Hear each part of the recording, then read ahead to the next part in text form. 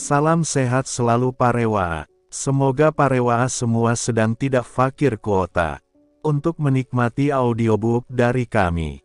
Sebelum kita lanjut, silakan subscribe channel ini dan nyalakan loncengnya untuk mendapatkan notifikasi ketika video terbaru telah diupload.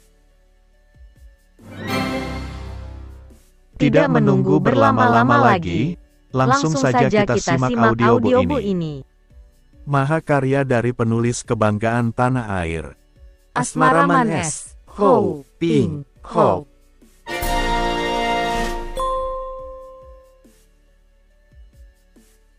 Suling Emas, bagian ke-53. Ngeri ia membayangkan kedua kakinya dipegang-pegang dan dicuci oleh 3 orang wanita muda cantik itu, yang demikian genit-genit. Tentu akan menimbulkan rasa seakan-akan kedua kakinya dikeroyok lintah yang menghisap darahnya. 3 orang wanita itu terkekeh-kekeh sambil menutupi mulutnya dengan sikap yang amat genit. Kemudian mereka mengantar Kim Mo Taisu memasuki ruangan indah sambil tertawa-tawa dan setengah berlari ke dalam di mana terdapat seorang laki-laki duduk menghadapi meja ditemani 3 orang wanita muda lain. Kim Mo Taisu berhenti melangkah, memandang penuh perhatian, sikapnya waspada menjaga diri kalau-kalau menghadapi penyerangan. Ia melihat laki-laki itu dan merasa heran karena laki-laki itu tidak kelihatan seperti seorang yang berilmu tinggi. Usianya 30 tahun lebih, pakaiannya sengaja dibuat bersambung-sambung seperti pakaian bertambal, akan tetapi karena bahan-bahannya adalah sutera yang halus, maka menyerupai pakaian berkembang-kembang yang aneh warnanya. Sepatunya baru dan rambutnya tertutup topi sutera pula. Wajahnya tampan akan tetapi kulit mukanya pucat, matanya seperti mata burung elang dan mukanya yang sempit membayangkan kelicikan. Laki-laki itu duduk menghadapi hidangan yang bermacam-macam dan arak yang baunya harum semerbak menimbulkan selera. Ketika ia masuk, laki-laki itu sama sekali tidak melihat ke arahnya, bahkan agaknya sedang bercakap-cakap dan bergurau dengan 3 orang wanita itu. Seorang wanita menyumpitkan daging dan disodorkan di depan mulutnya, yang segera digigitnya sambil tersenyum-senyum. Wanita kedua menuangkan arak ke dalam cawan araknya. Adapun wanita ketiga yang bersikap gagah duduk di sebelah kanannya dengan alis dikerutkan. Laki-laki itu menoleh kepada wanita muda cantik yang kelihatan tidak senang itu, tersenyum dan menyentuh dagunya yang halus dengan jari tangan sambil berkata halus akan tetapi suara tetap serak tak sedap didengar. "Moi moi, mengapa kau kurang gembira? Marilah minum, dan kau sejak tadi tidak mau makan. Nih, daging kelinci ini enak sekali." Ia menyumpit sepotong daging dan mendekatkannya ke mulut si cantik. Wanita itu tersenyum paksa, membuka mulut kecil mungil dan menggigit daging itu, kemudian berkata, "Po Koko, Kakanda Po, bukankah kau sudah berjanji bahwa kau akan menyuruh pergi semua selirmu? Aku tak senang dengan keadaan seperti ini. Hahaha, moi-moi yang manis. Selirku tadinya 30 orang lebih, sebagian besar sudah kuhadiahkan kepada para pembantuku. Akan tetapi yang 5 ini, Him, sayang, moi-moi. Hayo kalian berlima lekas berlutut dan mohon kasihan kepada nyonya besar agar diperkenankan tinggal di sini melayaniku." Ia menoleh kepada 5 orang wanita cantik itu. 3 orang di antara mereka cepat-cepat menjatuhkan diri berlutut di depan wanita berbaju biru tadi, akan tetapi yang 2 tidak mau berlutut, malah memandang penuh kebencian. Seorang di antara mereka, yang ada tahi lalatnya di dagu, berkata genit, "Aku sudah setahun lebih melayani Kai Ongya menjadi kesayangan Kai Ongya, namun tak pernah aku menyuruh usir selir lainnya. Mengapa Nona Lon ini begini manja? Apakah tidak mau membagi kebahagiaan sedikit pun dengan wanita lain?" Ia menggoyang tubuhnya dengan memalingkan muka, bibirnya yang merah cemberut. "Benar tidak adil," kata wanita kedua yang bajunya merah. "Semenjak dia ini datang, kita seperti disia-siakan oleh Kaeong ya. Apakah di dunia ini hanya dia saja wanita cantik? Wanita baju biru itu tiba-tiba bangkit berdiri, alisnya terangkat dan matanya merah. Mana bisa aku dipersamakan dengan perempuan-perempuan cabul macam kalian? Ses, moi, jangan marah, duduklah.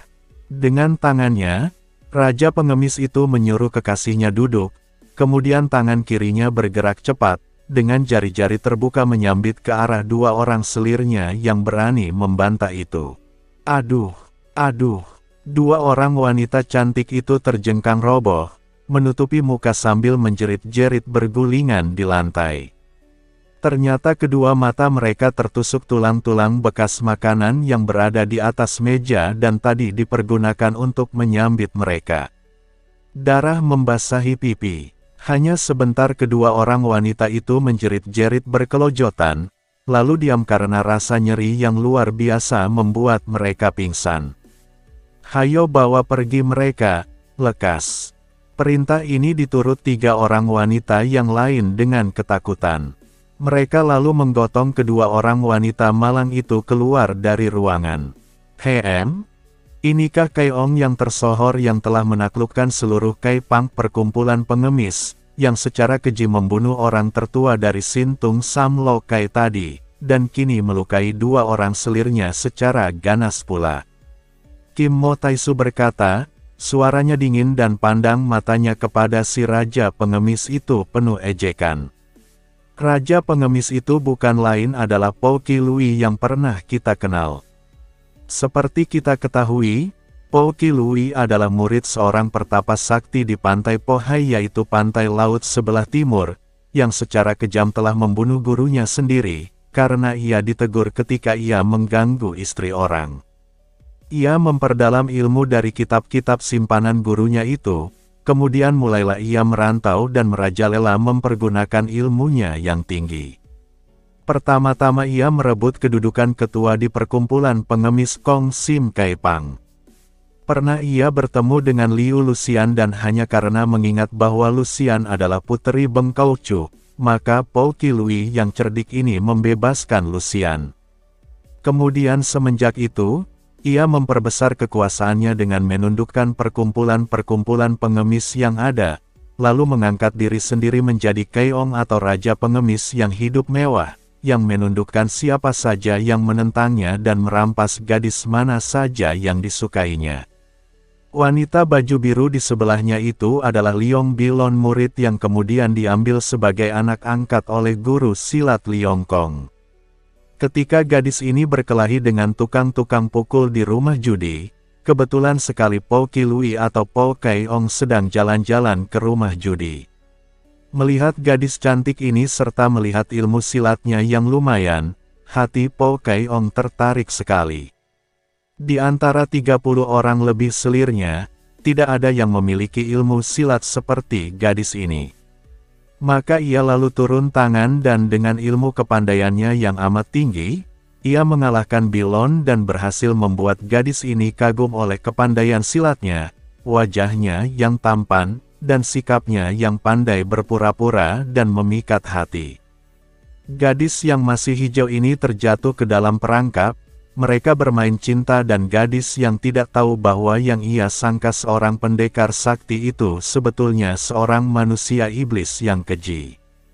Ia mengikuti Po Qi Lui bermain-main ke dalam hutan, dan di dalam sebuah kuil kosong, si manusia iblis Po ini berhasil memberi minum arak yang ia campur obat sehingga Liong Bilon menjadi mabuk dan dalam keadaan tidak sadar telah menyerahkan dirinya dibawa terjun ke dalam jurang kehinaan oleh Po Qi Lui. Ketika ia sadar, sesal pun tiada gunanya. Nasi telah menjadi bubur. Inilah akibatnya seorang gadis yang membuta saja menurutkan nafsu hati, membuta dalam bercinta, sehingga tidak tahu bahwa yang disangka seekor domba sebenarnya adalah seekor serigala. Karena sudah terlanjur, ia hanya bisa menangis dan akhirnya reda juga penyesalannya ketika Po Qi Lui membujuk-bujuknya, bersumpah mati-matian akan bersetia kepadanya, akan mengambilnya sebagai istri, sehidup semati dan lain omongan muluk-muluk lagi. Terobatilah hati Bilon. Ketika pada keesokan harinya ayahnya mendapatkannya di situ, terpaksa ia ikut pulang ayahnya. Dan tentu saja hatinya girang sekali ketika pada malam harinya, Po Qilui benar-benar datang membawanya pergi dan tentu saja ia ikut pergi dengan sukarela. Lebih baik ikut pergi bersama kekasihnya ini dan sehidup semati menjadi istrinya, daripada menjadi seorang gadis ternoda yang akan menderita malu seumur hidupnya. Apalagi setelah ia ketahui bahwa kekasihnya itu ternyata adalah seorang yang amat penting, seorang raja, biarpun hanya rajanya pengemis. Dan melihat selir, suaminya, begitu banyak, ia menjadi tidak senang dan minta kepada suaminya untuk menghalau semua selir itu, yang juga diturut oleh Po Qilui, kecuali 5 selir yang tadi melayani mereka makan minum. Demikianlah keadaan singkat si raja pengemis yang lihai itu. Ketika Po Keong mendengar kata-kata Kim Mo Taisu yang penuh teguran, ia mengangkat muka memandang, mulutnya tersenyum sinis, pelupuk matanya bergetar sedikit, kemudian terdengar suaranya yang serak, Kim Mo Taisu, apakah kau mendapat nama besar itu karena kesukaanmu mencampuri urusan dalam rumah tangga orang lain? Kubunuh Lokai, itu adalah urusan Kai Pang kami. Kubutakan mata kedua orang selirku, itu adalah urusan keluargaku sendiri. Tidak peduli, aku hanya seorang tamu, aku tidak peduli akan segala urusanmu yang busuk. Kim Mo Taisu menggoyang-goyang tangannya. Hehe, itu baru ucapan seorang gagah. Nah, kau menjadi tamuku, seorang tamu agung harus disambut dengan arak wangi dan hangat. Raja pengemis ini menuangkan arak ke dalam mangkok itu dan berseru, "Silakan." Sekali ia menggerakkan tangan, mangkok berisi penuh arak itu melayang cepat sekali seperti peluru tanpa araknya tumpah sedikit pun, menuju ke arah dada Kim Mo Taisu. Kim Mo Taisu tersenyum, mengangkat tangan kirinya dan begitu tangannya bergerak, ia sudah menerima mangkok itu di atas telapak tangan kirinya, di mana mangkok itu kini berdiri dan sedikit pun tidak ada arak yang muncrat dari dalamnya. Diam-diam ia kagum juga karena tenaga sambaran mangkok itu amat kuat, tanda bahwa penyambitnya memiliki sinkang yang hebat. Di lain pihak, Po Keong juga kagum. Menerima sambitannya semangkok penuh arak, tanpa tergoyang sedikit pun badannya, tanpa muncrat setetes pun araknya, mungkin jarang didapatkan keduanya. Hebat Kim Mo Taisu ini, pikirnya dan otaknya yang cerdik sudah diputar-putar untuk mencari akal. Sementara itu, Kim Mo Taisu sudah menenggak habis arak di dalam mangkok dengan tenang, mengecap-ngecapkan lidahnya dan mengangguk-angguk sambil memandang ke arah mangkoknya yang sudah kosong. Arak baik, arak yang baik sekali. Terima kasih, Keong, ini ku kembalikan mangkokmu. Tiba-tiba tangannya bergerak dan mangkok itu sudah ia sentil dengan jari telunjuknya. Ting, mangkok kosong itu kini melayang ke arah Po Keong, akan tetapi melayang sambil berputar seperti gasing. Po Keong tersenyum dan mengangkat tangannya menyambut sambaran mangkok kosong. Brak! Mangkok kosong itu begitu menyentuh tangannya, lalu pecah berantakan. Po Keong terloncat kaget. Mukanya menjadi merah sejenak, matanya mengeluarkan sinar berapi. Kedua tangannya menegang, jari-jari tangannya bergerak-gerak seperti cakar harimau. Kim Mo Taisu tersenyum saja dengan tenang, menanti segala kemungkinan. Akan tetapi, lambat laun muka raja pengemis itu menjadi pucat kembali seperti sedia kala. Bukan pucat berpenyakitan, melainkan pucat karena latihan Elwi Kang tertentu. Mulutnya masih tersenyum sinis dan tangannya membuat gerakan mempersilakan tamunya duduk. Hehe, tamu agung yang hebat. Kim Mo Taisu, namamu terkenal dan ternyata bukan kosong belaka. Silakan duduk. Kim Mo Taisu melangkah menghampiri meja dengan sikap masih tenang, mata tiada lepas dari gerakan raja pengemis itu, kemudian ia menarik bangku dan duduk. Terima kasih, Keong. Kembali Po Kai Ong menuangkan arak ke dalam mangkok sampai penuh. Mangkok itu, ia letakkan di atas telapak tangan kanannya dan ia mengerahkan hawa Sin Kang di tubuhnya, disalurkan melalui tangan kanan terus menjalar ke mangkok arak. Sebentar saja arak di dalam mangkok itu bergolak mendidih dan beruap. Inilah hawa Sin Kang yang bukan main tingginya. Silakan minum, Kim Mo Tai Su, katanya tersenyum sinis seraya menyodorkan mangkok arak mendidih itu kepada tamunya. Kim Mo Tai Su menjadi kaget, kagum dan juga mendongkol. Harus ia akui bahwa demonstrasi hawa Sin Kang yang diperlihatkan Raja Pengemis itu memang hebat dan hanya orang dengan kepandaian tinggi saja yang akan mampu melakukannya. Akan tetapi, orang lain boleh merasa jerih. Baginya demonstrasi itu hanyalah permainan untuk menakuti anak kecil. Sambil tersenyum pula ia mengulur tangan menerima mangkok arak mendidih itu sambil mengerahkan Sin Kangnya. Aneh tapi nyata, begitu mangkok arak mendidih itu berada di telapak tangan Kim Mo Tai Su, mendadak uapnya hilang dan arak itu tidak bergolak mendidih lagi. Terima kasih, sayang arakmu dingin, kata Kim Mo Tai Su sambil menuangkan arak ke mulutnya, tetapi arak itu tidak mau keluar dari mangkok karena ternyata telah membeku. Inilah demonstrasi yang lebih hebat lagi, menggunakan sifat dingin dari tenaga Sin Kang yang sudah mencapai tingkat tinggi. Sambil tersenyum lebar Kim Mo Tai Su meletakkan mangkok itu ke atas meja dan memandang tuan rumah. Agak berubah air muka yang pucat dari Raja Pengemis itu. Telah 2 kali ia menguji dan mendapat kenyataan bahwa kepandaian tamunya benar-benar hebat, maka ia harus berlaku hati-hati sekali. Kim Mo Tai Su, keperluan apakah yang membawamu datang mencari aku? Kim Mo Tai Su menyambar mangkok arak dan meneguknya habis, lalu mengangguk-angguk dan menjilati bibirnya. Arak baik, arak baik. Po Kai Ong tertawa, hahaha, kiranya kau setan arak. Minumlah. Ia melemparkan seguci arak ke arah Kim Mo Tai Su. Lemparan ini kuat bukan main, karena disertai tenaga Elwi Kang, sedangkan jarak antara mereka dekat saja, hanya terpisah sebuah meja. Namun dengan enaknya Kim Mo Tai Su menerima guci arak itu, dan terus menggelogoknya langsung tanpa cawan atau mangkok lagi. Setelah 5-6 mangkok arak memasuki perutnya, baru ia berhenti dan meletakkan guci arak di atas meja.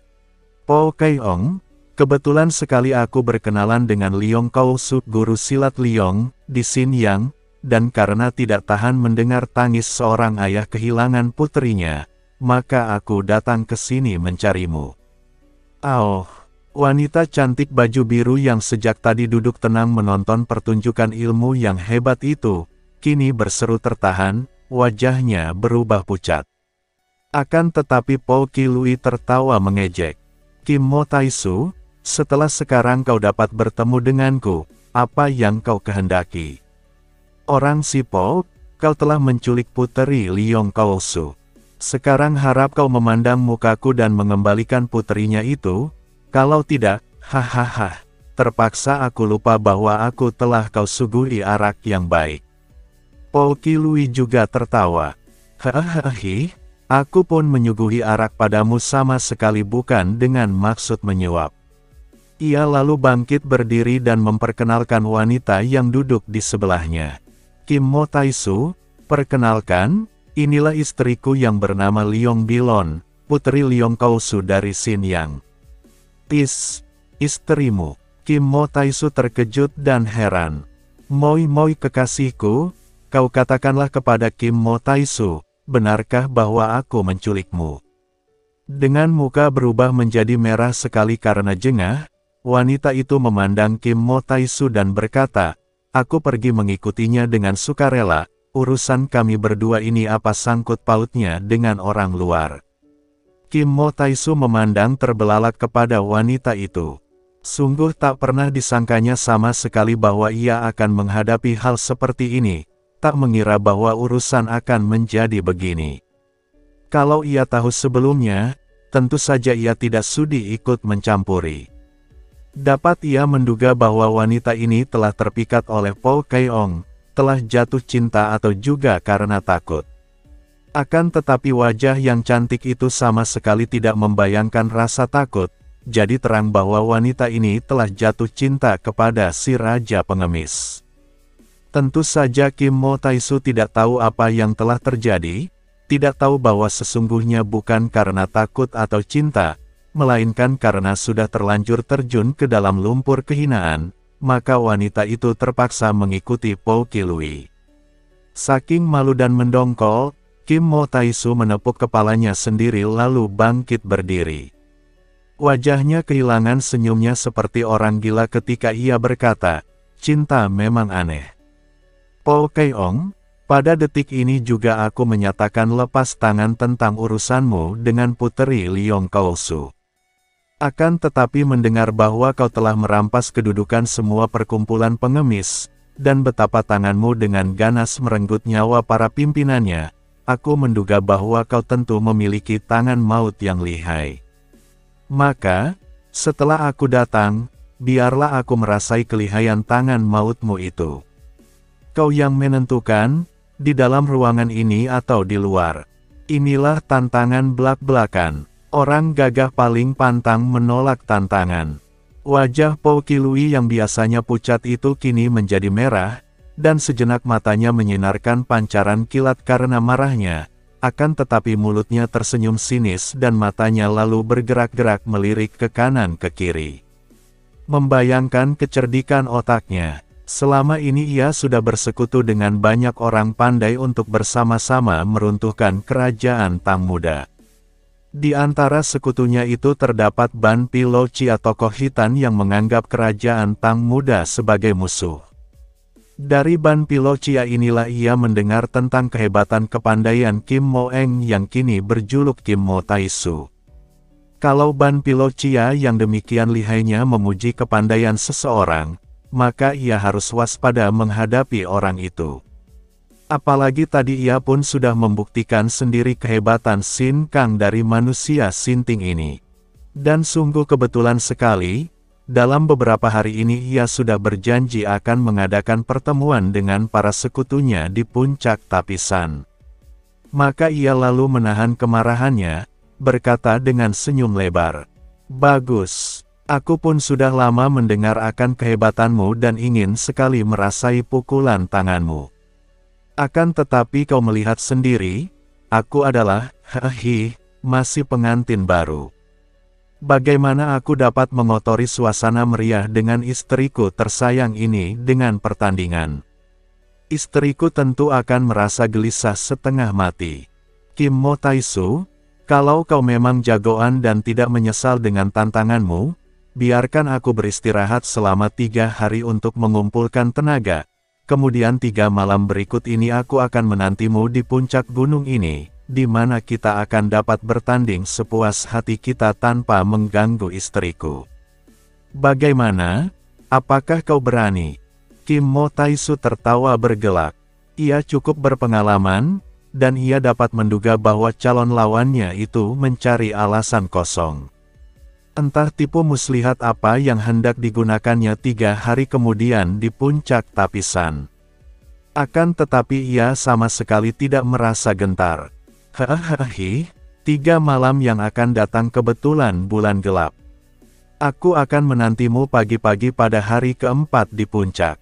Nah, aku pergi." Setelah melenggang keluar dari ruangan itu, terus berjalan dengan langkah seenaknya dan tidak mempedulikan pandang mata para pengemis yang menjaga di luar gedung.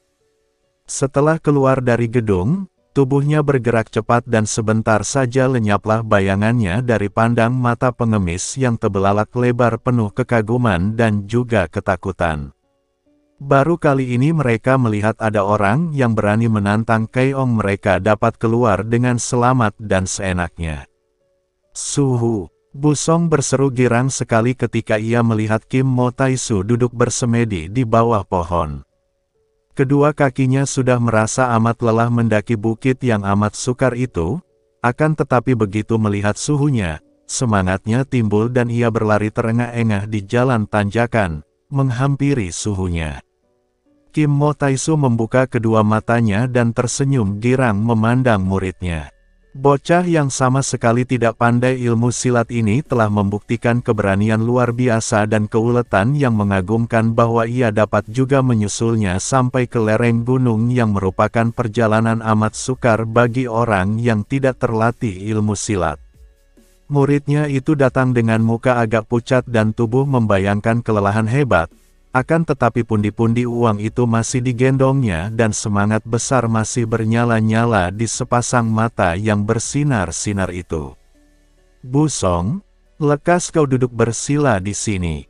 Kau harus belajar bagaimana memulihkan tenagamu kembali dan menghilangkan lelah.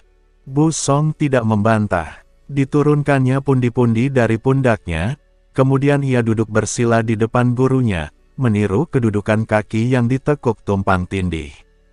Tarik napas dalam-dalam sewajarnya tanpa paksaan, busungkan dada, kempiskan perut, tarik terus yang panjang. Kim Mo Taisu memberi petunjuk sambil memberi contoh. Bu Song memandang gurunya dan mentaati perintah ini, terus menarik napas dan merasa betapa dadanya penuh sekali. Keluarkan napas, perlahan-lahan sewajarnya tanpa paksaan, kempiskan dada, busungkan perut. Nah, begitu ulangi sampai 9 kali, makin panjang makin baik. Otomatis Bu Song mentaati perintah suhunya ini, makin lama makin baik cara ia bernapas. Kemudian sambil masih bersila, Kim Mo Taisu mengajar muridnya mengatur napas, menarik napas dari dada ke perut, menahannya ke tengah pusar sampai perut terasa panas hangat, memberi petunjuk pula cara menguasai napas. Kau umpamakan napasmu seekor naga yang sukar dikendalikan, akan tetapi kau harus dapat menunggang naga itu, kau biarkan dirimu dibawa terbang keluar masuk, terus kau tunggangi, jangan lepaskan sedikit pun juga, akhirnya kau tentu akan mampu menguasai dan menaklukkannya.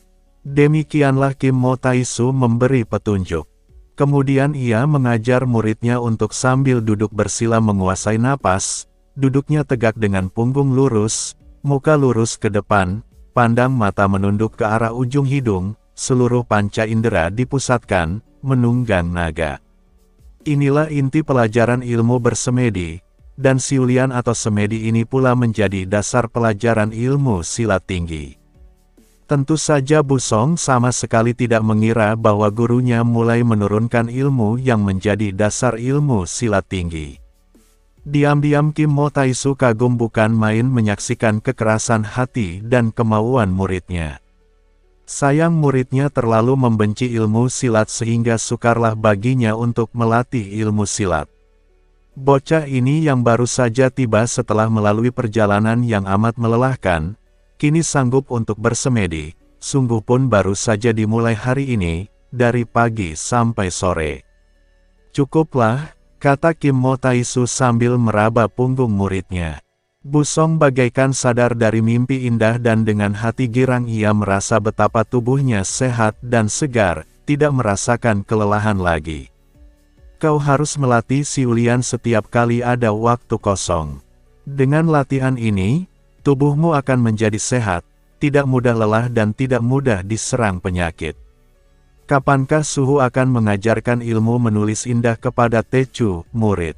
Hahaha, tidaklah mudah, Bu Song. Kau tentu tahu, tulisan huruf indah baru dapat disebut indah kalau tulisan itu dapat mengandung goresan yang bertenaga, dan untuk menghimpun tenaga dalam tangan agar dapat membuat goresan yang tepat, perlu tanganmu diisi tenaga. Dalam latihan siulian ini dapat membuat tanganmu bertenaga. Besok kuajarkan bagaimana kau harus menggunakan pernapasanmu untuk membangkitkan tenaga dari dalam pusar, menggunakan kekuatan hawa yang kau sedot itu untuk menerobos ke pergelangan tangan dan jari-jari tanganmu. Baru setelah tanganmu bertenaga, akan kuajarkan engkau menulis huruf indah. Kim Mo Taisu memandang muridnya dengan mata berseri-seri, akan tetapi diam-diam dia merasa malu kepada diri sendiri bahwa ia harus bicara secara berputar-putar dan seakan-akan ia menipu muridnya ini yang tidak mau belajar ilmu silat. Ia melihat betapa muridnya memandangnya penuh perhatian, Sinar matanya memancarkan kepercayaan dan ketaatan yang tulus. Terharu hati Kim Mo Taisu. Bocah ini hebat, memiliki bakat yang baik sekali di samping watak yang keras dan bersih. Entah apa sebabnya, mungkin pandang mata itulah yang membuat Kim Mo Taisu benar-benar tertarik dan jatuh sayang kepada anak ini. Ia merangkul pundak muridnya dan berkata halus, "Bu Song, kau mengasolah. Kau tentu lapar, bukan? Nah, coba kau mencari makanan seperti yang kau lakukan ketika kau mendaki bukit ini selama 3 hari 3 malam. Baiklah, Suhu." Bu Song lalu memasuki hutan di sebelah kiri, menyusup-nyusup sampai jauh dan akhirnya dengan hati girang ia mendapatkan sebuah pohon apel yang buahnya banyak yang sudah tua dan matang. Segera ia memanjat pohon itu dan memetik banyak buah apel yang kulitnya kuning kemerahan dan baunya sedap mengharum itu. Buah-buahan itu ia masukkan ke dalam kantung uang sampai penuh. Tiba-tiba telinganya mendengar bunyi kelenengan kuda, nyaring sekali bunyi itu, bergema di antara pohon-pohon. Suara yang menyelinap ke dalam telinganya seakan-akan berubah menjadi jarum-jarum yang menusuk telinga dan masuk merayap melalui urat-uratnya, membuat Bu Song menggigil dan tak dapat pula ia mempertahankan diri. Buah-buah berikut pundi-pundi uang terlepas jatuh di susul tubuhnya jatuh pula dari atas pohon. Untung baginya, pohon itu tidak terlalu tinggi, juga ketika ia terjatuh, tubuhnya tertahan oleh cabang dan dahan di sebelah bawah sehingga ketika ia terbanting ke atas tanah, Bu Song hanya merasa pinggul dan bahu kirinya saja yang agak sakit. Begitu ia melompat bangun lagi, suara itu masih terngiang di telinganya, membuat kepalanya pening dan tubuhnya sakit-sakit. Betapapun ia menahan dan menutupi telingan dengan kedua tangan, tetap saja suara itu menembus masuk. Saking sakitnya, serasa seperti jantungnya ditusuk-tusuk jarum, Bu Song bergulingan di atas tanah, merintih-rintih. Ingin ia melompat dan lari ke tempat suhunya, namun suara kelenengan itu makin keras dan kini ia sudah bangkit berdiri lagi. Tiba-tiba ia teringat akan nasihat suhunya, "Kalau kau berhasil menunggang naga, apapun di dunia ini tidak akan mampu mengganggu badan dan pikiranmu." Menunggang naga adalah istilah untuk duduk memusatkan perhatian kepada masuk keluarnya hawa pernapasan. Teringat akan ini, cepat-cepat Bu Song mengerahkan tenaganya untuk duduk bersila, kemudian mengerahkan pula segenap tekad dan kemauannya untuk menarik semua panca indera, terutama pendengarannya, menjadi satu dan memaksa diri, menunggang naga, seperti yang pernah ia latih di bawah petunjuk suhunya. Sebentar saja anak yang bertekad membaja ini telah berhasil, tenggelam, ke dalam keadaan diam, tekun menunggang naga pernapasannya sendiri sehingga lupa pula akan suara kelenengan yang mempunyai daya mujizat tadi. Suara kelenengan masih terdengar nyaring, akan tetapi kini seakan-akan hanya lewat di luar daun telinganya saja, tidak mampu masuk karena telinga itu telah ditinggalkan penumpangnya, atau penjaganya yang sedang seenaknya menunggang naga. Setelah lama suara kelenengan itu tidak berbunyi lagi, baru Bu Song sadar bahwa telinganya tidak menghadapi bahaya suara mujizat itu, maka ia lalu melompat bangun, mengumpulkan buah-buah yang berceceran dan membungkusnya di dalam pundi-pundi uang. Kemudian ia lari menuju ke tempat suhunya. Bunyi kelenengan yang tadi terdengar oleh Bu Song keluar dari sebuah kelenengan kecil yang dibunyikan oleh tangan seorang kakek tinggi besar.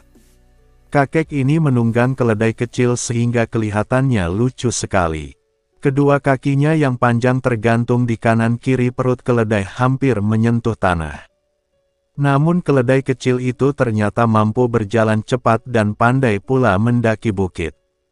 Sambil membunyikan kelenengan, kakek ini melenggut di atas punggung keledai, hiasan bulu di atas kain kepalanya mengangguk-angguk dan jubahnya yang panjang lebar itu melambai-lambai tertiup angin gunung. Ketika keledai itu tiba di depan Kim Mo Taisu yang masih duduk bersila di bawah pohon, kakek itu mengeluarkan seruan tertahan dan keledainya berhenti.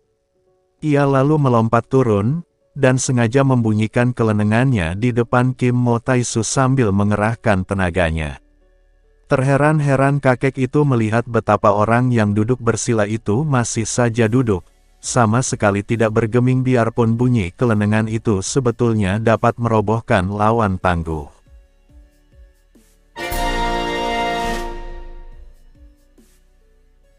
Suling emas. Bersambung ke bagian 54.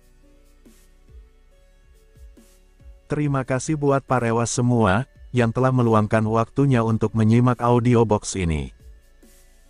Jangan lupa untuk di-subscribe. Selagi subscribe itu gratis. Wassalam. Dari aku, yang setia menunggu kehadiranmu kembali.